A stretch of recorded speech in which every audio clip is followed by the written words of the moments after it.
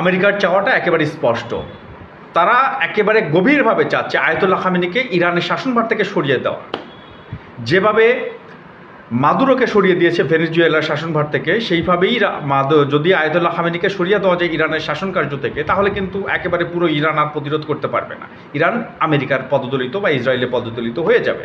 সুতরাং এই যে বিশাল সামরিক কর্মযজ্ঞ আমেরিকা চালাচ্ছে, বিভিন্নভাবে ঘিরে ফেলতেছে, ব্রিটিশরা ঘিরছে, ইসরায়েল প্রস্তুতি নিচ্ছে হামলা চালানোর, সব কিছু আসলে লোক দেখানো। আমার মনে হয় তারা একটা কাজই করবে, যে কোনোভাবে আয়াতুল্লাহ খামেনিকে কোনোভাবে ষড়যন্ত্র করে দেশের ভিতর থেকে বা বাহির থেকে, যেভাবে হচ্ছে মাদুরোকে সরিয়ে দিয়েছে ভিতরে থেকে ষড়যন্ত্র করে, ঠিক সেইভাবেই কিছু বেইমান দিয়ে ইরানের ভিতরে একেবারে খামেনিকে সরিয়ে দেবে বা মেরে ফেলবে, যে কোনো একটা কাজ করবে। যদি এটা করা যায়, আসলেই কিন্তু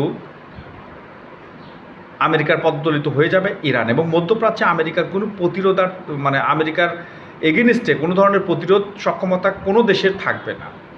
একমাত্র ইরানই আমেরিকার বিরুদ্ধে কথা বলার জন্য বলিষ্ঠ কণ্ঠস্বর হিসেবে কাজ করে, এখন পর্যন্ত টিকে আছে। সেই ইরানকে যদি সরিয়ে দেওয়া যায়, তাহলে আর আমেরিকার বিরুদ্ধে বা ইসরায়েলের বিরুদ্ধে কথা বলার মতো কোনো শক্তি মধ্যপ্রাচ্যে থাকবে না। সুতরাং তাদের গোয়েন্দা নজরদারি থেকে শুরু করে সামরিক বিশেষজ্ঞরা একই কথা বলতেছে, শুধুমাত্র আয়াতুল্লাহ খামেনিকে ওইখান থেকে সরিয়ে দিলে মাসুদ পেজেশকিয়ান যে প্রেসিডেন্ট, সে আসলে ওরকম বলিষ্ঠ কণ্ঠস্বর না, তার গ্রহণযোগ্যতা আয়াতুল্লাহ খামেনির মতো অত বেশি নেই। সুতরাং একটা তাদের টার্গেট, সেটা হচ্ছে আয়াতুল্লাহ খামেনিকে সরিয়ে দেওয়া। এটাই।